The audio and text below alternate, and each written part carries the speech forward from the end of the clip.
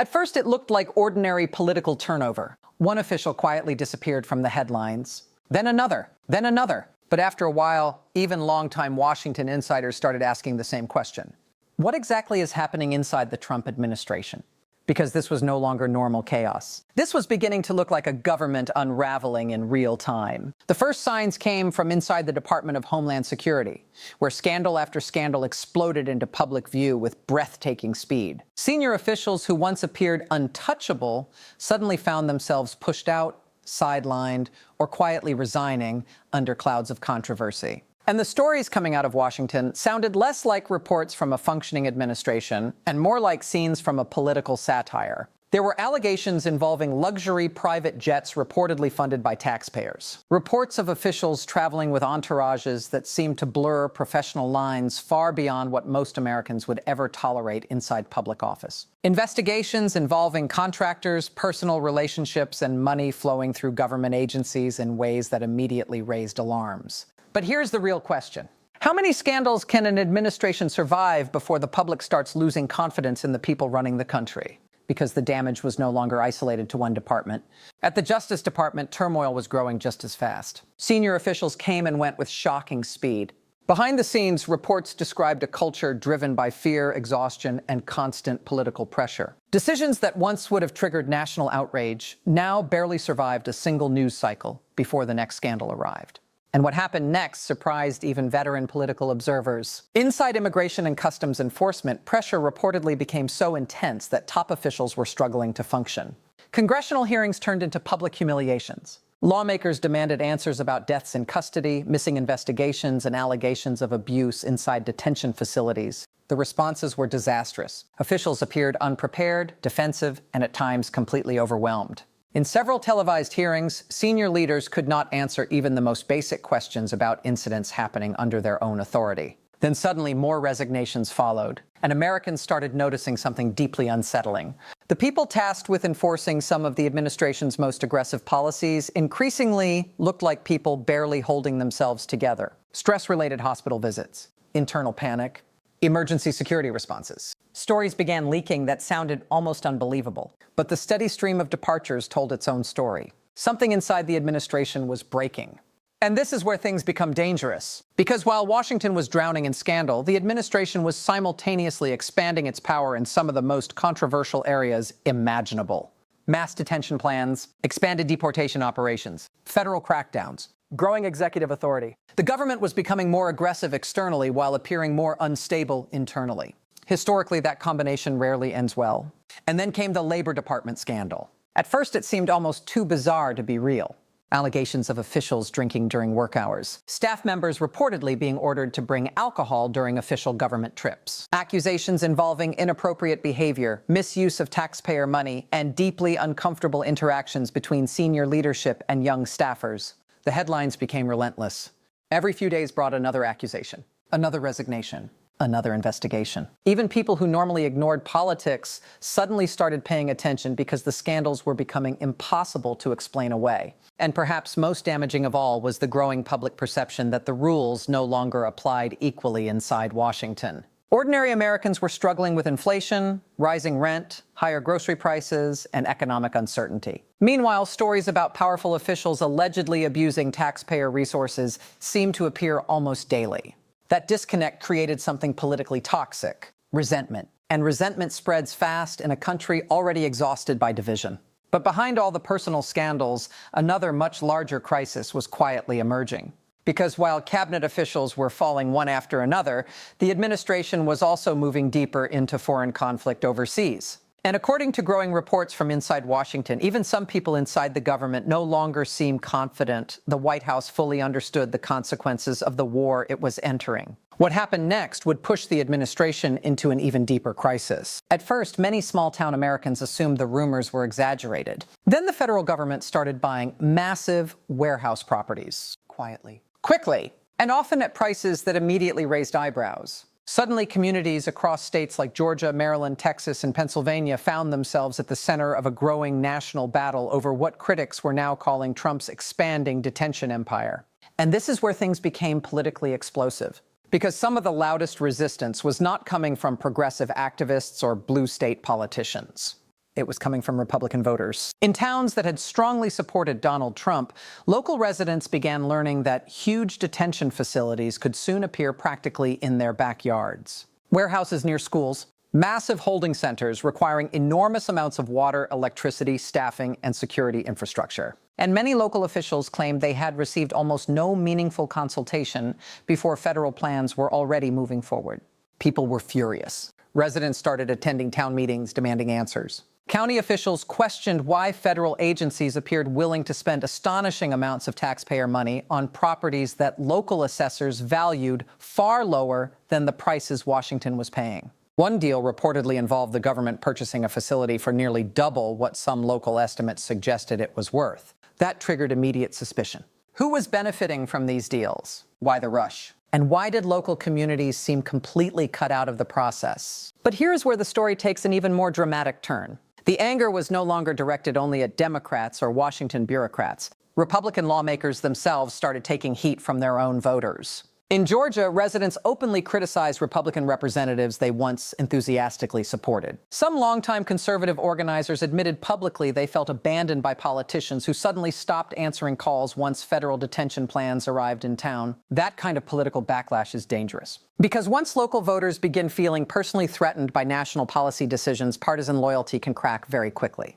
And what happened next sent another shockwave through the administration. The courts intervened. Federal judges began blocking or delaying several detention expansion projects, accusing the administration of bypassing legal procedures and failing to properly justify construction plans. One judge reportedly described the administration's behavior as a crystal clear example of a federal agency ignoring the law. That language was devastating, because it reinforced a growing public perception that the administration was operating recklessly, aggressively, and sometimes without basic procedural discipline. At the same time, protests started spreading. Hundreds gathered outside court hearings. Activists organized demonstrations near detention sites. Church groups, local residents, immigrant advocates, and even some conservatives began forming unusual alliances against the prison expansion effort.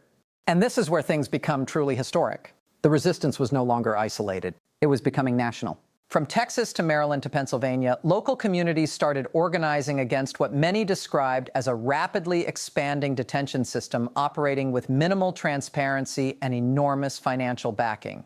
Meanwhile, disturbing reports emerged from inside some facilities already operating.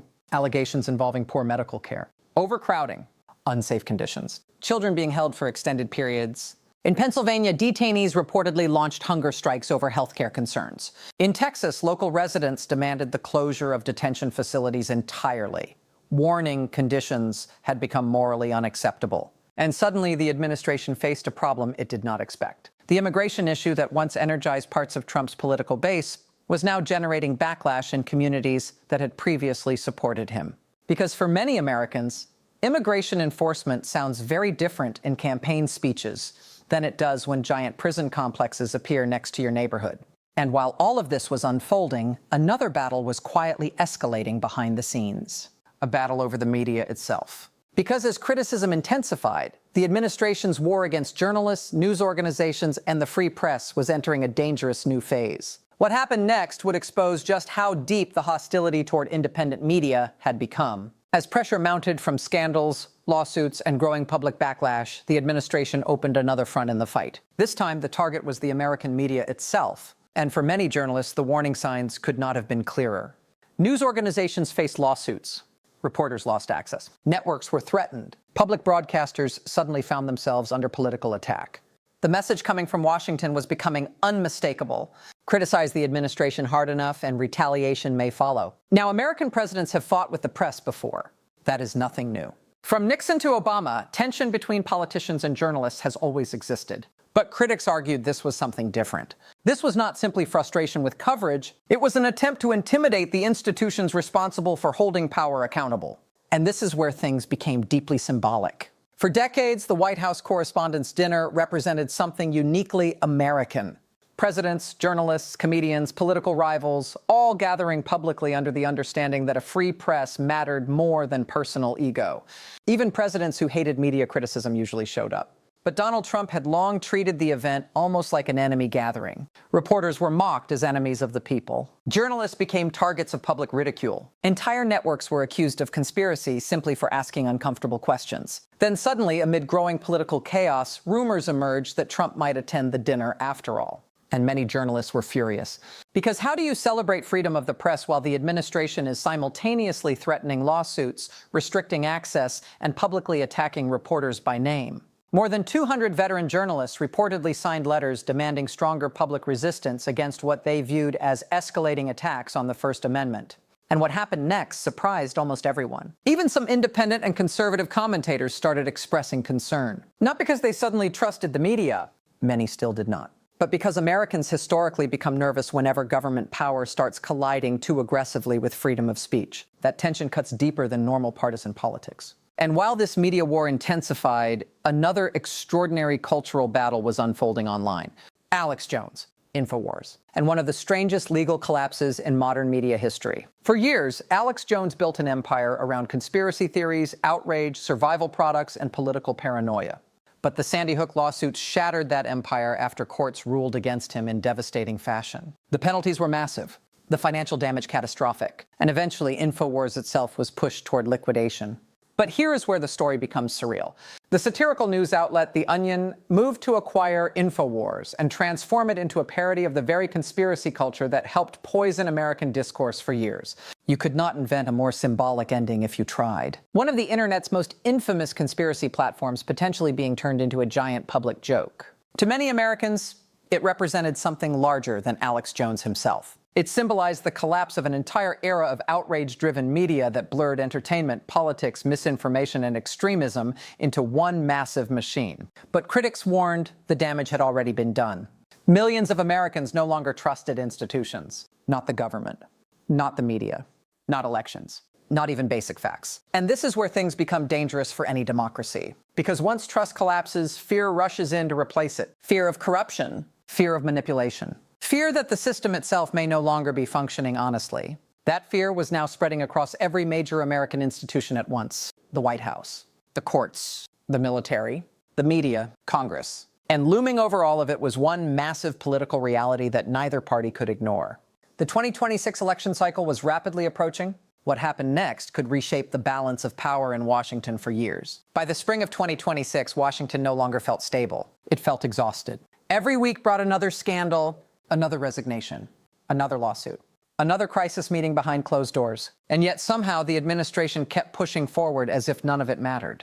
But outside the political bubble, something important was changing. The American public was starting to lose patience. Inflation remained painful for working families. Grocery bills climbed higher. Housing costs continued squeezing millions of Americans already living paycheck to paycheck. Meanwhile, headlines about political insiders, luxury lifestyles, billion-dollar foreign connections, and taxpayer-funded excess seemed endless. That contrast was politically toxic, and opposition figures immediately recognized it. Democrats began reframing the entire national debate around one central argument: corruption. Not abstract corruption. Not complicated policy disagreements. Simple, emotional, easy-to-understand corruption. While ordinary Americans struggled, the political elite appeared to be enriching themselves. That message started landing hard, especially among independent voters exhausted by years of chaos. And this is where things became truly dangerous for the administration, because even some Republicans quietly admitted the optics were becoming impossible to defend. The stories kept piling up: foreign money, government contracts, family influence, political allies profiting while public trust collapsed. The perception forming in the minds of many voters was devastating. Washington had become a system protecting insiders, while ordinary citizens paid the price. And historically, once voters fully embrace that belief, political earthquakes often follow. But here's the real question. Could the opposition actually turn public anger into real political power? Because despite the scandals, despite the controversies, despite the constant turmoil, Trump's political movement still remained deeply influential across huge parts of the country. That meant the coming elections would not simply be another fight between Republicans and Democrats. It would become a battle over the future direction of the American system itself: control of the Senate, Control of congressional investigations. Control of subpoena power. Control over whether the administration would face meaningful oversight at all. If Democrats regained institutional power, figures connected to the administration could suddenly face aggressive investigations under oath involving financial conflicts, foreign business ties, detention operations, military decisions, and alleged abuse of federal authority. And many inside Washington clearly understood that possibility, which is why political tensions were already escalating months before voters even entered polling stations. At the same time, local resistance movements continued growing across the country. Communities fought detention projects. Civil rights groups launched lawsuits. Journalists pushed back against threats to press freedom. Churches, activists, students, veterans, and ordinary suburban residents increasingly found themselves pulled into political battles they never expected to join. And this is what makes moments like this so historically significant. Nations rarely change direction all at once. Instead, pressure builds slowly, institution by institution, election by election, scandal by scandal, until eventually the country reaches a breaking point where people must decide what kind of system they actually want to live under. That is the crossroads America appears to be approaching now. One side argues the country needs stronger executive power, harsher enforcement, and total political confrontation to survive a dangerous world. The other side warns that unchecked power, corruption, and institutional decay are eroding the foundations of the republic itself. And somewhere in the middle sits the exhausted American public, watching the chaos unfold in real time, watching cabinet officials fall, watching wars expand, watching billionaires gain influence, watching trust disappear from nearly every national institution. What happens next may define American politics for an entire generation. Because the real crisis facing the United States is no longer just about one president, one scandal, or one election. It is about whether the system itself can still hold together under this level of pressure. And right now, nobody in Washington can honestly guarantee the answer.